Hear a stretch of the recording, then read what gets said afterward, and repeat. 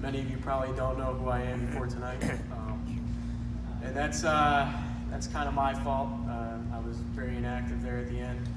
I had a lot of stuff going on, but I stuck it out, and I was able to get Eagle Scout. I would like to thank my family, my mom for taking me to all the meetings over the years, starting out in 5th grade. It's been a very long ride over several years. I'd also like to thank my dad for giving me motivation to achieve my Eagle. I'd like to thank my Uncle Rick, who's also in the audience, who gave me motivation as well, and the rest of my family to help me achieve the rank of Eagle. I'd also like to thank my brother Joe. He's over there in the audience. Now you're almost obligated to become Eagle Joe, because otherwise, you have to come and catch up now. But on that note, I leave October 29th for the United States Marine Corps, Parris Island. Up until last year, the beginning of this year rather, I really didn't know where my life was going rather. Obviously, I applied to colleges, was taking IB courses, as many kids do at school, and I was like, all right, well, I guess I'll go to college or something, study business, and eventually open up my own company, start a family, do everything that every good American wants to do. About 2 years ago, I took the ASVAB test. That's the Armed Services Vocational Aptitude Battery Test, and I scored pretty well on that. I took it just because it was extra credit, and essentially I got a phone call one day this summer before I started my senior year. His name was Sergeant Anderson. I believe that he's in Korea or something right now. He was a motor T, I think. He said, "Hey George, is this George Meese?" And I'm like, "Yeah." And he's like, "This is the United States Marine Corps. You interested in coming down?" And I was like, "I guess so." So, I mean, why not? I mean, most people just hang up as soon as they hear, "Well, we're from the military," just hang it up. But no, so I went on down there and see what he kind of had to offer. But at that point in time, I wanted to do it 50-50, 50% college, 50% Marine Corps, and didn't really know where my life was really going at that point, and I wasn't 100% committed. I had some stuff come up and kind of got sidetracked. So essentially, as I'm sitting in my 4th period IB Global Politics class with Mr. Shaw, also a veteran of the Marine Corps, a man in dress blues comes in, and he says, "Can I speak to George Meese?" And I'm like, "Yeah, I'm right over here." And I'm like, so can I help you with something? And he's like, "Yeah, you're one of Sergeant Anderson's, one of his contacts." I was just shoring up all my contacts, because this is the guy, Staff Sergeant Pfeiffer, who's my recruiter now. Very good guy. I trust him with everything that's going on and where I'm going. Very good recruiter. I know that there's a stigma out there that all the recruiters are there to get you, but if anybody's interested, Staff Sergeant Pfeiffer, he'll make sure that you all squared away. That's another story. So he just came over to me and was like, "George, you interested in the Marines?" I was like, I mean, I'm kind of doing this college thing right now. I mean, I guess if I want to, maybe later on. And I just put that in the back of my head. And lo and behold, I think it was February 11th, I made the decision. My uncle had just got done talking to me, and he really woke me up, I guess, with where I was going and what I was doing and where I want to be. And made me realize that there's a lot more to life than what a lot of people go out and do.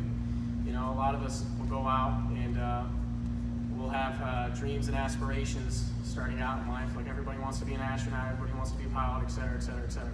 But eventually, a lot of those dreams for us will get sidetracked by starting a family. You got a new job, you got a new business, you travel somewhere, and it happens. And Denzel Washington once said,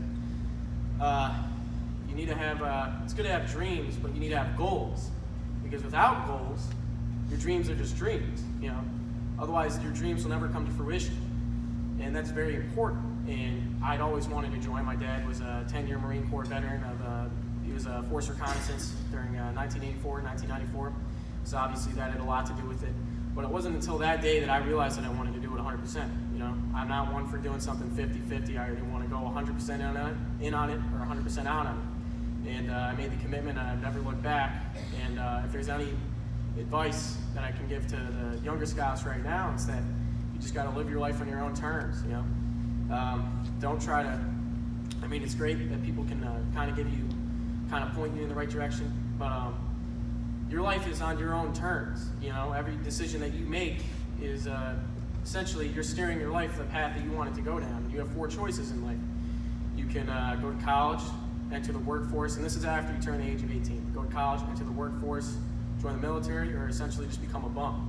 You know, obviously you don't want to be the 4th one, but you have to ask yourself where you see yourself in 10, 15 years, what you want to accomplish. You know, and you don't want to be the guy or the girl who's sitting there, and 10 to 15 years down the road, you're like, wow, I really wish that I really would have done that. You know, you don't want to live life with any regrets. You want to sit there and leave it all out on the table, and if it means that you have to do something that people will look at you like, why are you doing that, man? Like, you're not doing it how I think that you should do it. I mean, just do it, you know, whatever that is, because I know that everybody in the back of that, I know that everybody has their dreams, you know, make them come true. The only person that's preventing you from doing that is yourself, okay? You are the only person that is preventing yourself from doing it. And as soon as you understand that and take control of your life and start guiding it in the way that you want it to be guided, only then will your dreams come to fruition, and only then will your goals actually be achieved. And yeah, so that's pretty much all I have to say about that. Yeah, and as Mark Twain said, 2 most important days of your life: the day that you were born and the day that you find out why. All right, you need to figure out why you were born. All right, don't be like 50 years old and feel like you didn't accomplish anything. You know, leave it all out there. We're all scouts. We all want to achieve Eagle. You know, don't feel like you didn't achieve Eagle and you wish that you would have done it. You know, you wish that you would have hung in there. You know, like just hang in there. I hung in there. I literally achieved it on the final day. The final day that I possibly could have done it, but I hung in there. And I don't have any regrets. I'm an Eagle Scout. You need to all become Eagle Scouts as well. And leave it all on the table, if you wish that that's what you do. But essentially, in closing, yeah, so just take control of your life. And time is money, money is time, you know? I mean, people are always like, at age 18, oh, he doesn't know what you need to do. Yada, yada, yada. Well, nobody's going to make it happen for you. You know, you need to go out there and make things happen yourself, because you're the only person that can do that. I mean, people can give you advice, people can help you out, but I mean, the only person that can really achieve that is yourself. So you need to go out and make things happen, because every single day you need to accomplish something. Because if you haven't, then that's almost a wasted day.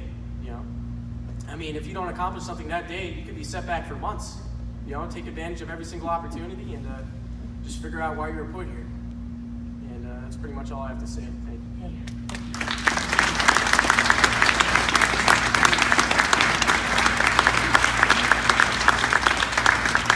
I'd also like to give my mentor pick to David Langrout, but he's not here right now.